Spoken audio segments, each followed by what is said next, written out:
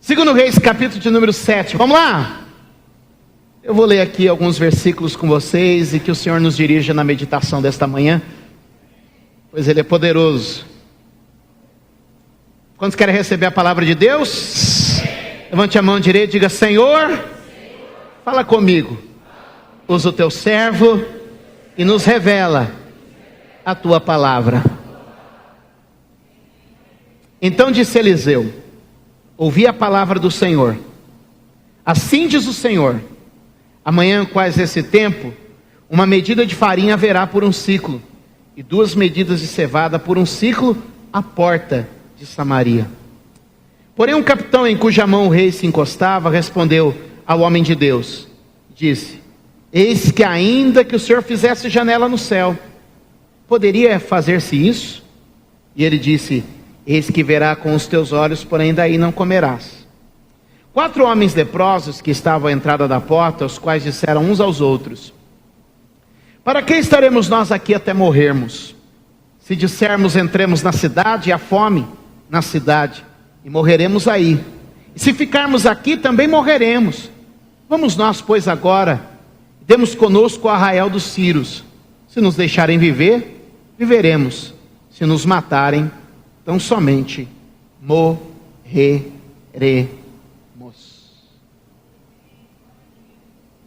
Diga amém. Dê um aplauso à palavra de Deus.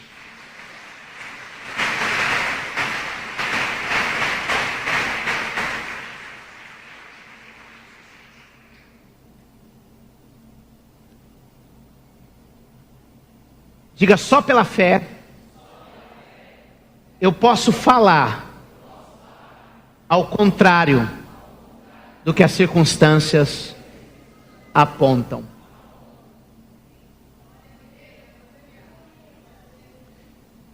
Pela fé eu posso falar.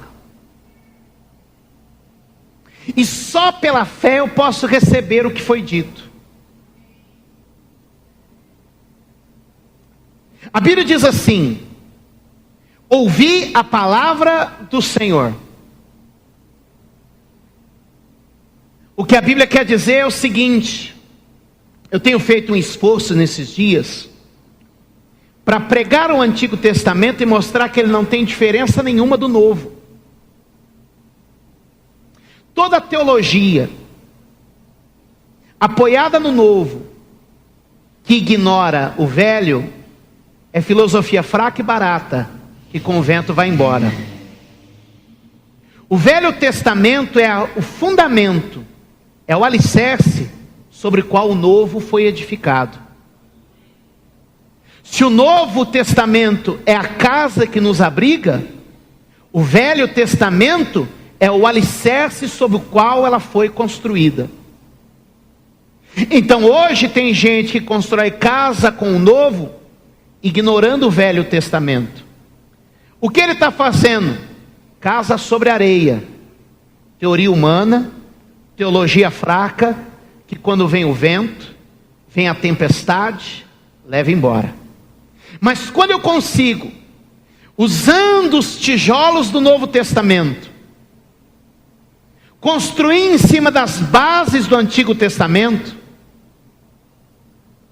vem o vento, vem a chuva, vem a enxurrada, mas aquilo que eu construí na minha fé não vai falhar. A vida que estava em Samaria naqueles dias era desesperadora. Diga comigo: desesperadora. Samaria estava cercada pelo exército inimigo. Era tão desesperadora que olhe só como as coisas acontecem. A Bíblia diz que 2 mães. Quando eu falo a palavra mãe, qual a imagem que lhe vem na sua cabeça? Qual a primeira palavra que você associa? Proteção, amor, cuidado, sacrifício. Isso é mãe. Mas a Bíblia diz que por causa do cerco do inimigo, olha a força do cerco do inimigo, a causa da força do cerco do inimigo, 2 mães fizeram um contrato absurdo. Elas disseram assim: hoje a gente mata o seu filho,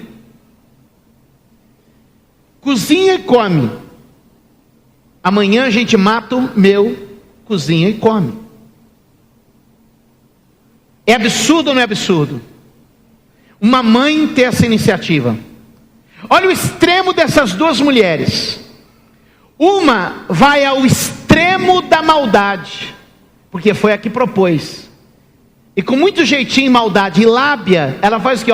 Hoje a gente mata o seu e come ele. Por quê? Porque amanhã ela não ia dar o dela para matar, mas de jeito nenhum. Extremo da maldade.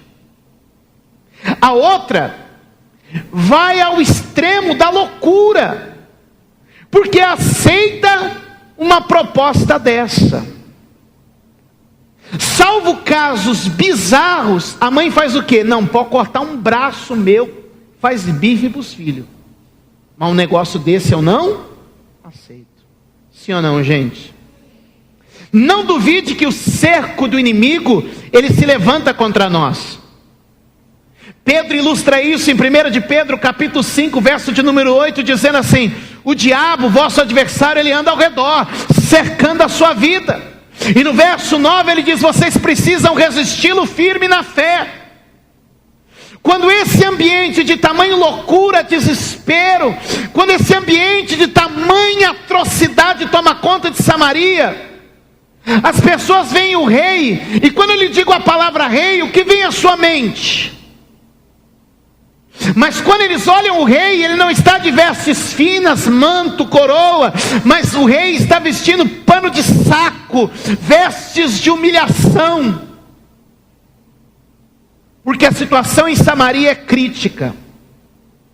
Então, se o final do capítulo 6 é um caos total em Samaria, não me admira no capítulo 7, no verso de número 1, Deus levantar um profeta, porque, meu irmão, Deus é socorro bem presente na hora da angústia.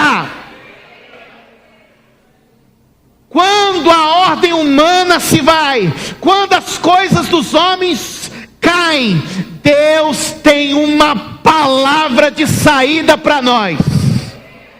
O inimigo cerca a cidade, mas o profeta é levantado no capítulo 7 para dizer: ouvi a palavra do Senhor.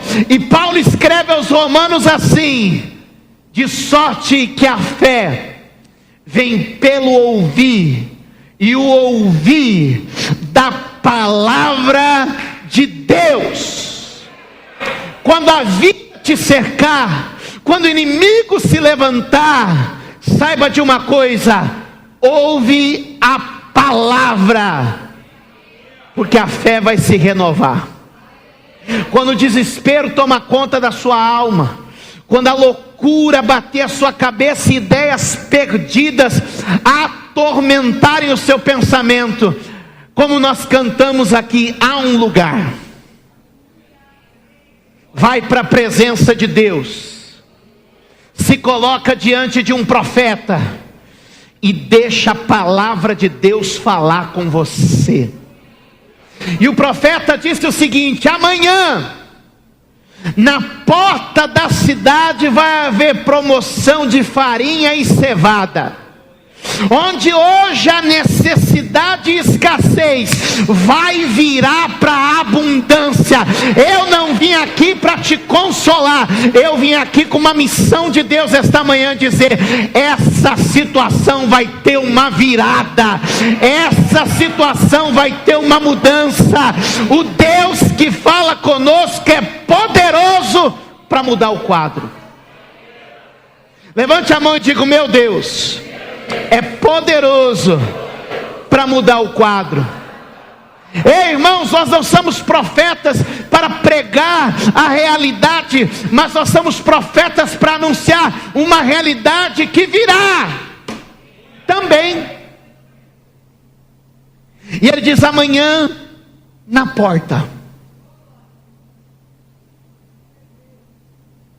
Jesus disse: eu sou a porta.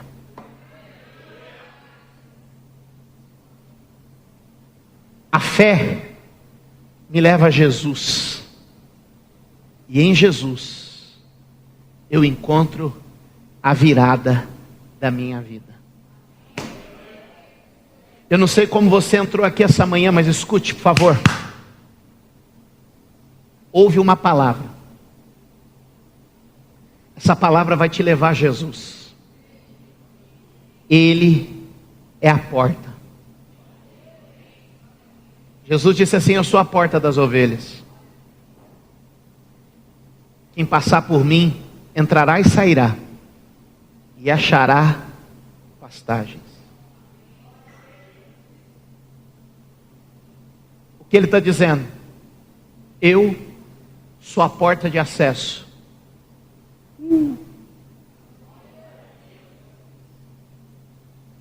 Que os levo do aprisco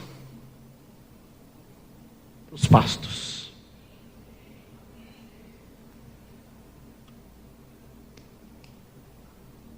Eu começo a ler a Bíblia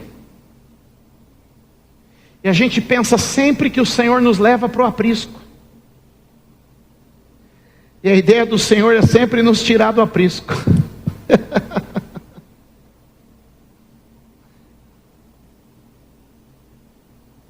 Escuta.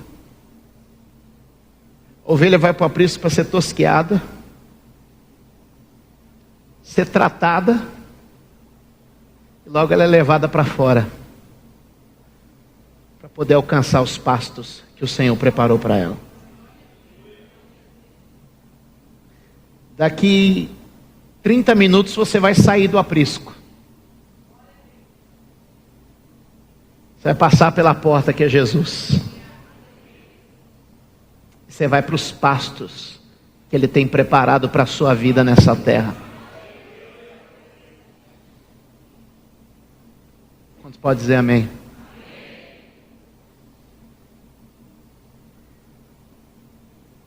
O profeta disse lá na porta: amanhã vai ter abundância.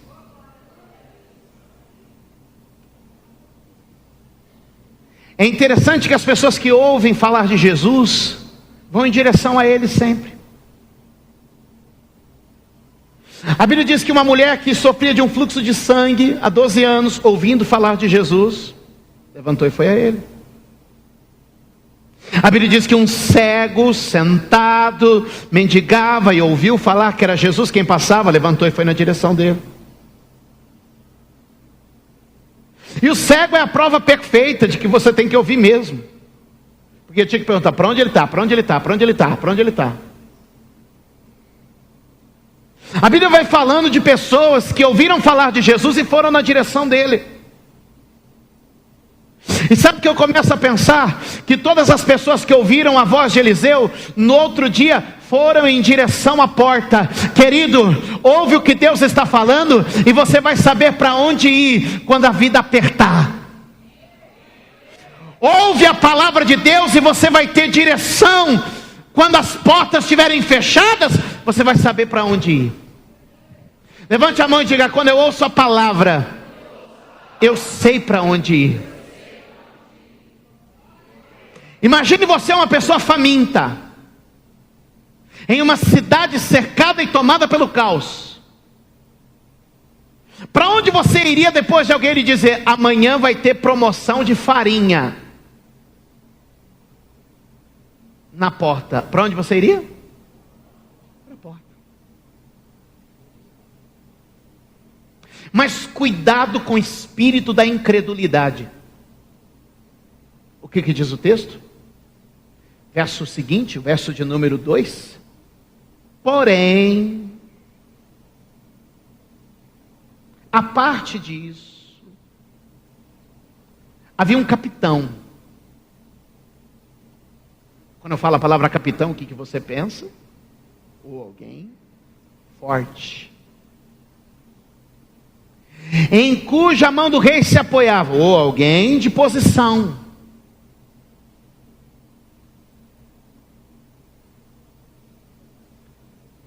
Diga para quem está ao seu lado: a tendência, diga para quem está perto de você: a tendência da maioria dos fortes é confiar apenas na própria força.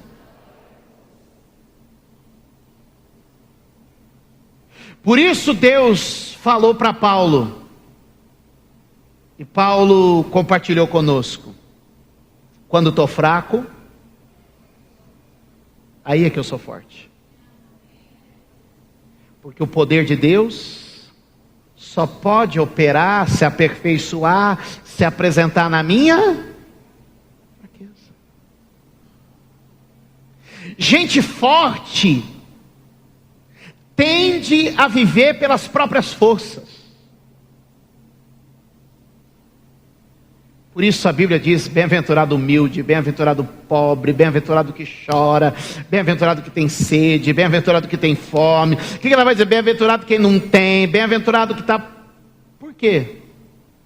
Porque quanto menos de nós, tem mais espaço para Ele. Você pode decidir como é que você vai entrar na igreja hoje. Tem muita gente que entrou na igreja hoje como capitão. Escute. Há um problema com algumas pessoas que entram na igreja como capitães. Já viu gente que entra na igreja que parece um capitão? Sabe tudo, pode tudo, manda em tudo, está acima de tudo. Não concordo com essa palavra desse pastor aí, não. Não sei, acho que...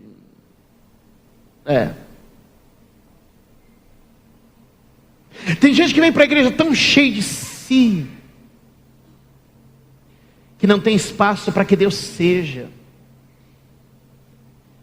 E a Bíblia diz: bem-aventurados os pobres. Tenho pregado isso muito ultimamente. Bem-aventurados os pobres de espírito. O que é pobre de espírito? Pobre é alguém que não tem, ou que tem muito pouco. É assim? Quando a Bíblia então diz: bem-aventurado o pobre de espírito. O que é espírito? Espírito sou eu. Eu sou um espírito. Amém? Eu sou espírito. O que você vê na minha atitude, o que você vê na minha fala, o que você vê na minha... Você vê o meu espírito.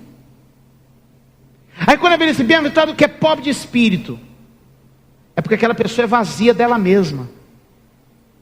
Aí diz: bem-aventurado quem é pobre de espírito. Quem é o vaso que está bem vaziozinho, ele é só um restinho lá dentro dele. Aí Jesus olha e fala assim: olha quanto espaço para mim ali. Olha quanto espaço para que eu seja nele. Então ele olha e fala assim: ele é tão pouco que tem espaço para que eu seja muito. E tem gente que é tanto que não sobra espaço para que Jesus seja alguma coisa. Aí o capitão vem e olha assim e diz assim: mas nem se Deus fizesse janela no céu. Sabe qual é o problema desse capitão? Ele não era dizimista. Diga para quem está perto de você, diga: esse capitão não era dizimista. Agora pergunta para ele: por quê? Porque quando a Bíblia vai ensinar o dízimo para alguém, qual é o primeiro texto que se ensina? Não, qual é o primeiro texto? Fala o lugar onde está escrito isso. Tá, e lá em Malaquias 3:10 diz que você deve dar o dízimo, certo? E se você der o dízimo, Deus vai fazer o quê? Então a primeira coisa que você aprende quando você é dizimista é que o céu tem... Ele nem sabia que o céu já tinha janela pronta.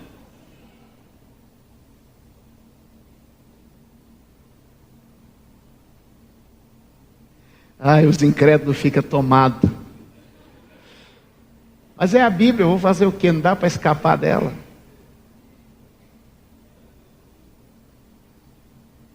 Diga comigo: o incrédulo duvida que o céu tem janelas.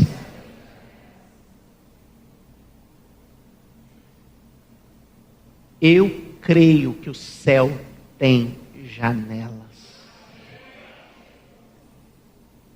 Ele falou: mas nem que Deus fizesse janela no céu, essa palavra não se cumpre. O Eliseu não deixou barato. Eliseu era fogo, gente. Eliseu. botava Sila Malafaia. Eliseu virou para ele já na lata e disse assim: ó, você vai ver com o olho, mas não vai comer, miserável.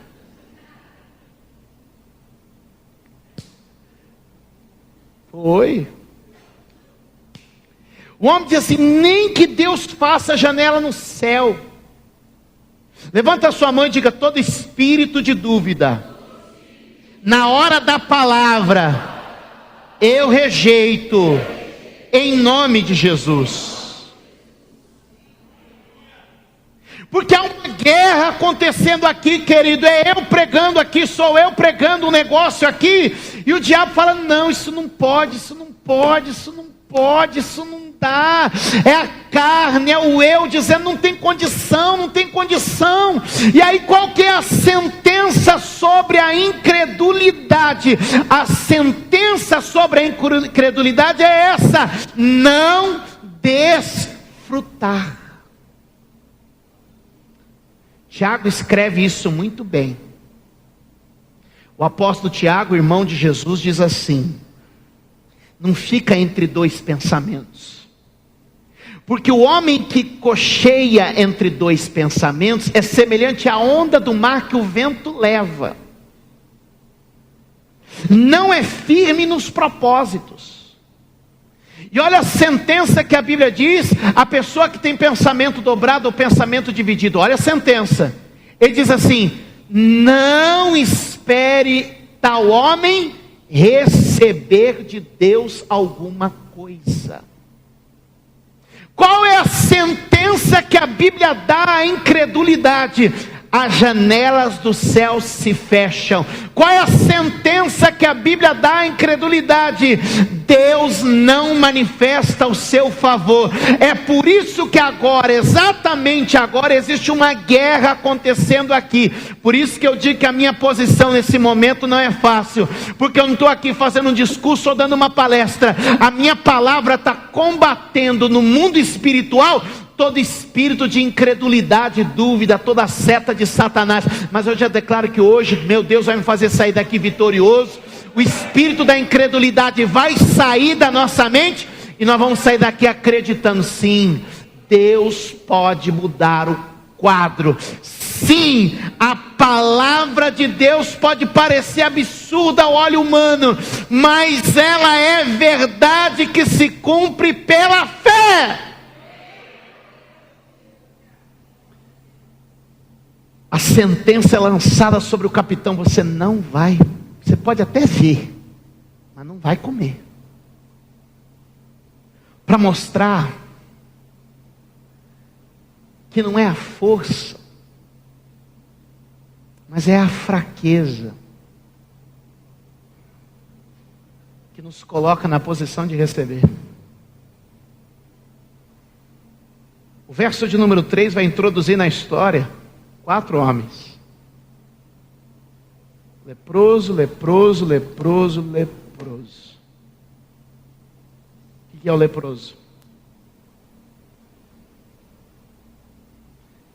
Se tinha gente ruim naquela cidade, pior estavam estes. Porque o povo ia para a porta amanhã para ver se a palavra do profeta se cumpria. Esses 4 já estavam lá na porta por falta de opção. Porque o leproso precisa viver apartado da comunidade. Se tinha a classe alta representada pelo capitão, não tinha a classe mais baixa do que a representada por esses 4 leprosos. Se o capitão entrou na história intitulado pela sua força, porém havia um capitão em cuja mão o rei se apoiava. Esses 4 homens entram na história marcados pela sua fraqueza. 4 homens leprosos. Lembra que eu disse que tem duas maneiras de entrar na igreja? Tem gente que entra como capitão. Mas tem gente que entra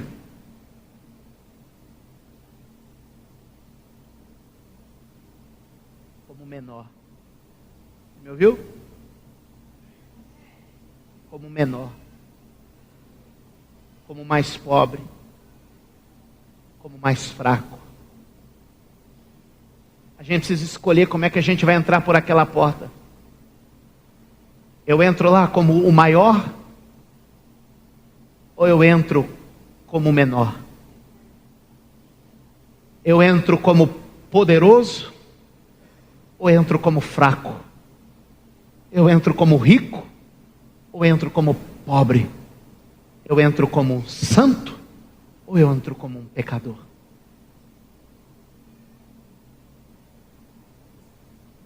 A lepra na Bíblia, você sabe, é símbolo de pecado. A Bíblia diz que o leproso não devia ir ao médico, o leproso devia ir ao sacerdote. O diagnóstico da lepra não era no hospital, o diagnóstico da lepra era no templo. Porque ela era um símbolo espiritual. E o que eu lhe digo hoje aqui é que você pode vir como um capitão e a palavra não ter efeito nenhum na sua vida. Ou você pode entrar aqui como um leproso, reconhecendo a tua podridão, sujeira, pequenez e falha. Quantos estão me entendendo essa manhã? Levante a mão e diga comigo assim: Deus resiste ao soberbo, mas dá muita graça aos humildes.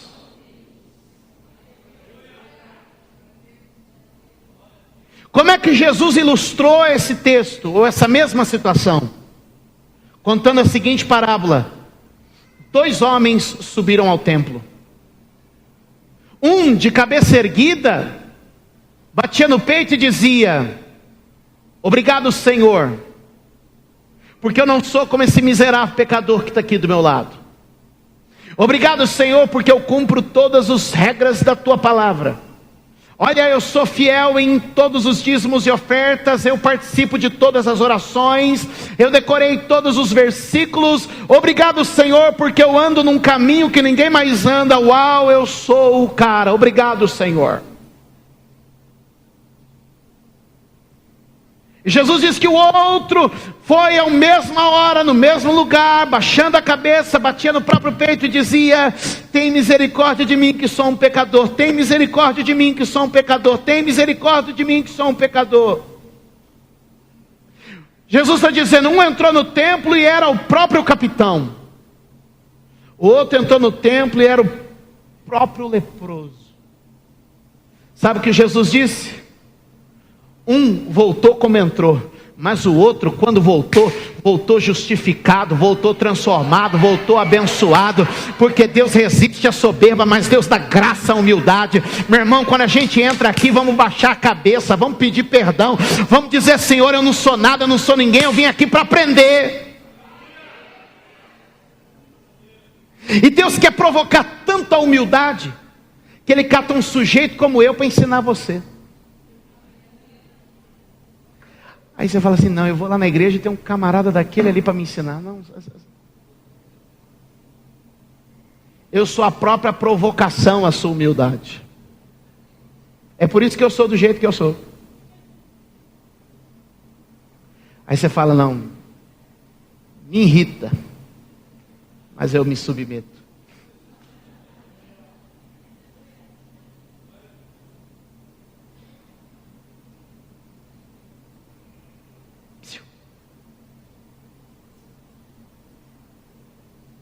A palavra introduz 4 leprosos que decidem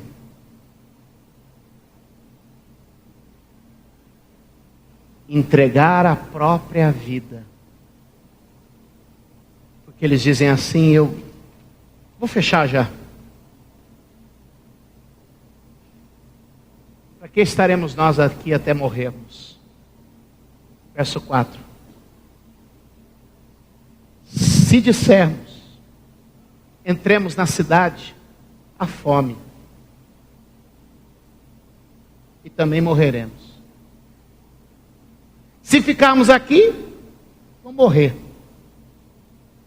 Vamos, pois, agora,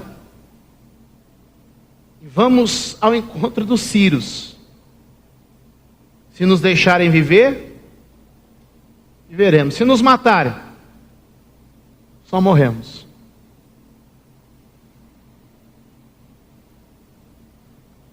Às vezes a pessoa quer preservar tanto a sua vida,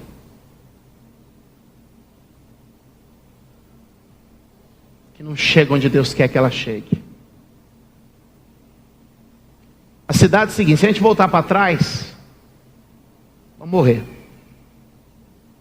Se a gente ficar aqui, vamos morrer. Mas se a gente for para frente, a gente pode viver ou pode morrer. Se viver, legal. E se morrer? Não faz diferença. Jesus disse assim,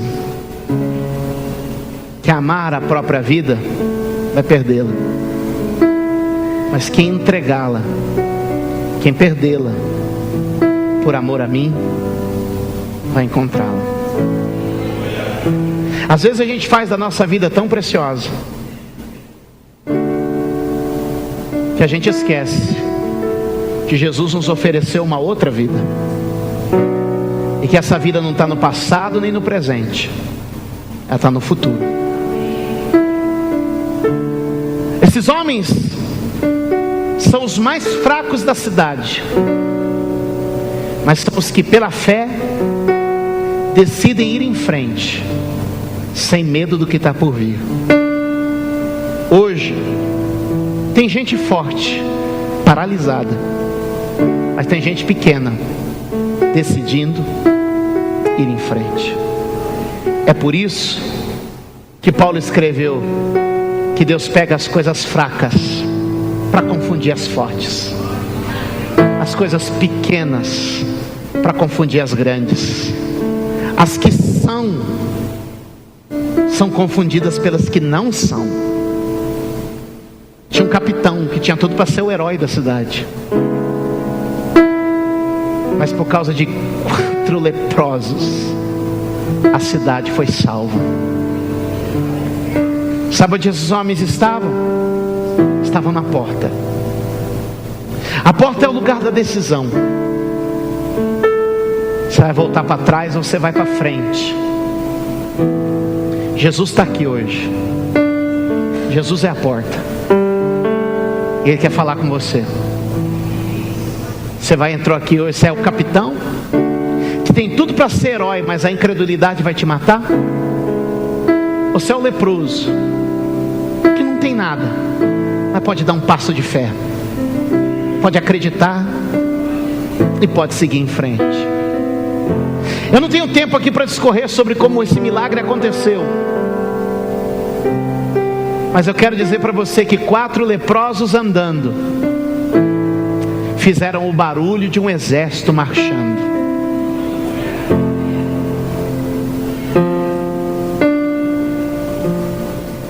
Quando você anda na humildade, Deus é com você. Quando você anda na humildade, você não anda sozinho. Há um exército marchando ao seu lado.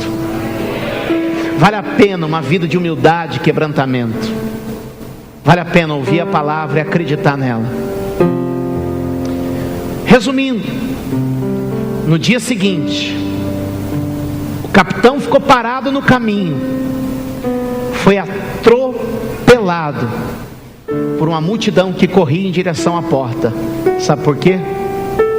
Porque onde antes era fome, agora havia pão, fartura, vitória, bênção, milagre, livramento, porque os mais fracos decidiram andar.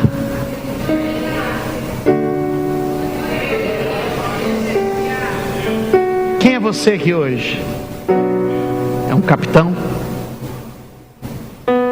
Ou só um leproso que decidiu andar para frente?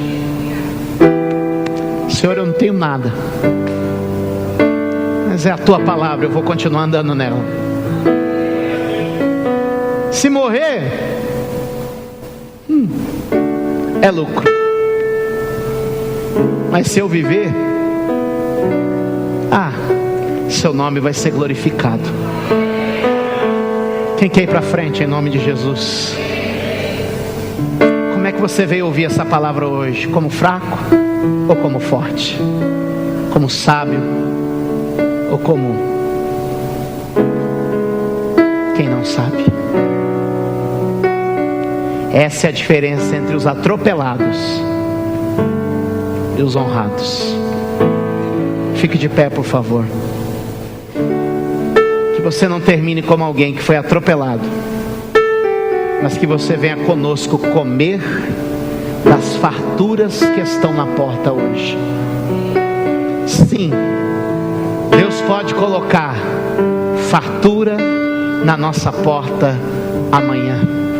Sim, Deus pode mudar o quadro geral da nossa história. Sim, Deus pode nos dar um final de domingo, uma noite de fé, e amanhã começar algo novo na nossa vida. Basta você crer. Basta você crer. Levante suas mãos. Ó Deus, nós te adoramos. Ó Deus, nós te glorificamos, porque a tua palavra não falha. E eu só preciso acreditar e seguir em frente. Deus, em o nome de Jesus,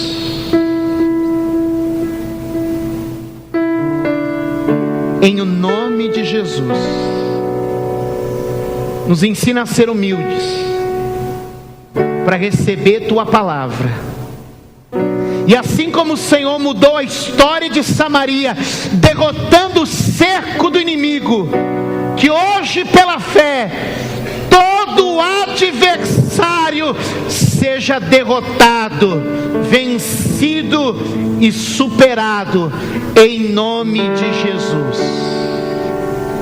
Que sim, a tua providência se manifeste em nossa vida, operando milagres inacreditáveis e impossíveis aos olhos humanos. Dependemos de ti, contamos com o Senhor. Meu Deus, manifesta hoje o teu poder no meio da igreja. Manifesta hoje a tua graça entre nós. É o que eu te peço, em nome de Jesus. Quantos podem dizer amém? Quantos podem dar glória a Deus? Aleluia. Entrega agora a tua vida ao Senhor Jesus. Deixa eu te dizer, voltar ou parar, você já sabe. Que tal arriscar um passo à frente? Que tal arriscar ir um pouco além? Quem sabe você está parado na sua fé, mas Deus hoje está te dizendo: que tal acreditar em algo impossível, em algo improvável? Que tal acreditar que existe uma porta onde tudo é possível? Quantos acreditam que Jesus é a porta e que através dele tudo é possível? Que crê. O que ele pede a você é que você faça uma confissão de fé. Se o capitão fez uma confissão de dúvida, Deus hoje te chama para fazer uma confissão de fé, porque ele é a porta. Você precisa acreditar nessa porta. Coloque as suas mãos sobre o coração, todos que aqui estão. Feche os seus olhos por um momento e diga assim comigo: Senhor Jesus, eu creio que Tu és a porta.